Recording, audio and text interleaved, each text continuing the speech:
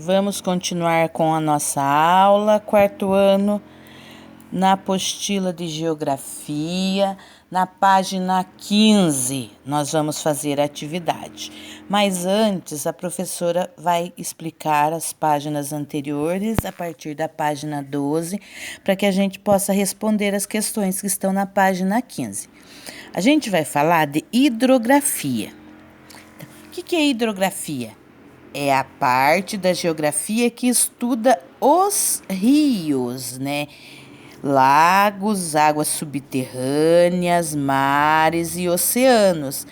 Então, a hidrografia é aquilo que estuda a água do nosso planeta, né? Então, vamos conhecer um pouco da dinâmica dos rios. Olha aqui nesse desenho, dá pra gente perceber. O rio nasce, né, ó, a nascente, lá em cima, no meio de uma floresta, né?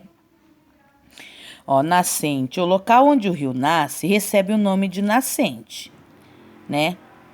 Aí, ó, cachoeira. Quando o rio encontra um desnível abrupto no relevo, forma-se a cachoeira. Olha, a água cai, porque desceu, né? Ele vinha descendo tranquilamente. Daí tem uma queda aqui, de repente, é uma cachoeira. O lago. O rio pode percorrer diferentes tipos de relevo. Ao encontrar uma depressão, pode-se formar lagos naturais. Então, ele encontra tipo um buraco, alguma coisa, ele forma um lago natural, né? E continua, né? Leito. O caminho por onde fluem as águas dos rios é chamado de leito ou curso. Então, o leito é toda essa, né? Onde o caminho que o rio segue se chama leito. Em seu percurso, o rio pode receber água de outros rios menores, chamados de afluentes. Então, um rio maior vem vindo, ó, um rio menor joga água nele aqui, o outro vem aqui, o outro vem aqui. Então, são os afluentes, são os rios menores que despejam água num rio maior. Lago artificial. O que é um lago artificial? Os seres humanos interferem no relevo e também nas dinâmicas dos rios, quando constroem barreiras em seu curso, formando lagos artificiais, muito importante para a captação de água e geração de energia. A gente vê muito falar lá nas Sete Quedas, em Foz do Iguaçu, né? Lá eles fizeram um lago artificial muito grande para fazer a hidrelétrica, né, do Iguaçu, né? Ó, Foz. Ao final do seu percurso, o rio pode desaguar em outro rio, lago ou oceano. Chamamos esse local de foz, né? Margem são as terras que ficam em torno do leito do rio, né? Então, a margem do rio é a beiradinha do rio. O curso natural de um rio parte de sua nascente e vai acompanhando o relevo da região até desaguar no mar.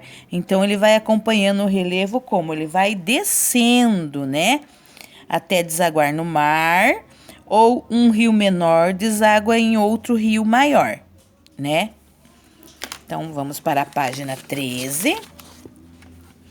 O aproveitamento dos rios. A água é indispensável para a manutenção da vida dos seres vivos. Ela serve para abastecer as moradias, gerar energia elétrica para a agricultura e tantas outras coisas que a gente sabe, né? Existem rios perenes e intermitentes. Vamos ver o que é isso? No território brasileiro tem muitos rios. Podem ser chamados de perenes ou permanentes, intermitentes ou temporários. Os rios perenes ou permitentes apresentam um fluxo constante de água durante o ano todo, né? Independente da estação do ano, ele nunca seca.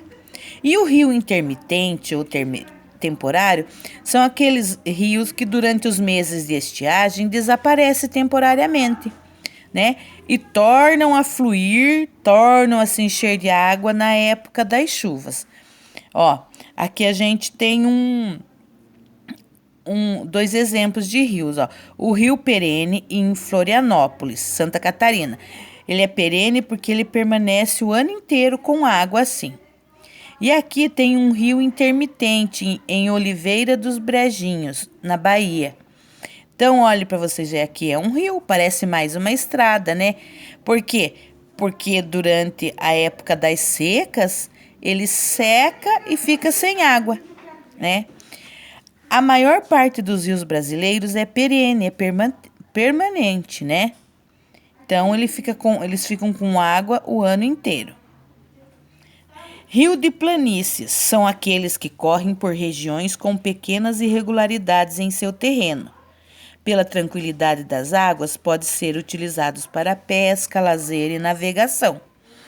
E a gente tem um exemplo de um rio aqui, ó, de planície.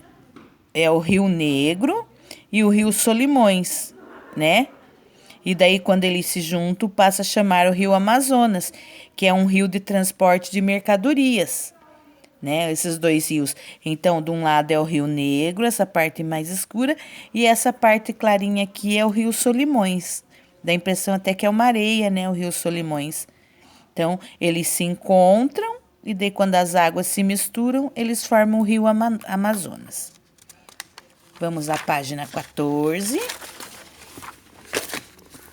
Rio de Planalto. São rios que correm por terrenos mais acidentados, com irregularidades. Em razão dos desníveis, né, no solo, é muito comum esses rios terem cachoeiras e cascatas, né? E nesses rios existe a possibilidade das águas ser represadas, criando barragens que serão utilizadas para a geração de energia elétrica. Mata ciliar. O que é mata ciliar? Mata ciliar é a mata que tem ao redor do rio, que a gente não pode cortar, sempre tem que deixar aquela mata ao redor do rio, porque elas ajudam a diminuir o assoreamento. O que é assoreamento, né? É um processo de erosão nas margens dos rios, que a água do rio vem, né? A água do rio, da chuva, vem, vai passando ali, vai desgastando. E aquela beirada, aquele material, areia, pedra, terra que vai tirando da beira do rio, vai se acumulando no fundo do rio, ele vai se tornando mais raso, barrento, né?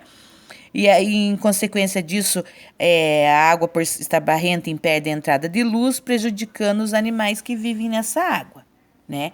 Então, a mata ciliar em torno de um rio é muito importante. Vamos para a página 15 responder nossas questões. A questão 1 pergunta: o que é hidrografia? Então, vamos lá.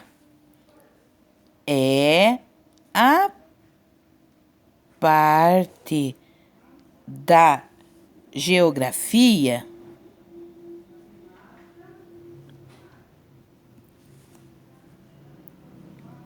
que estuda, o que ela estuda, né? As águas, né? Estuda os rios, lagos, águas subterrâneas,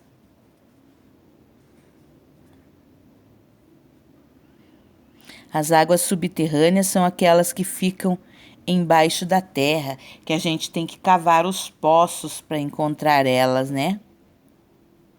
Mares e oceanos, certo? Então, tá aí.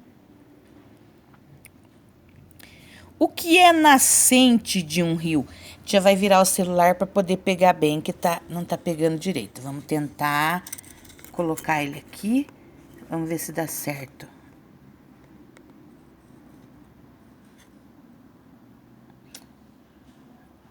Aí, assim, fica melhor. Aparece a... Vou tentar assim.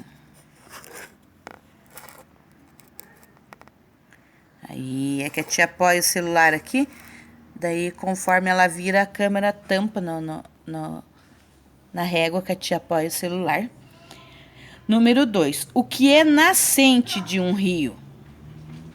É o local onde o rio nasce, né? Nascente, já está falando.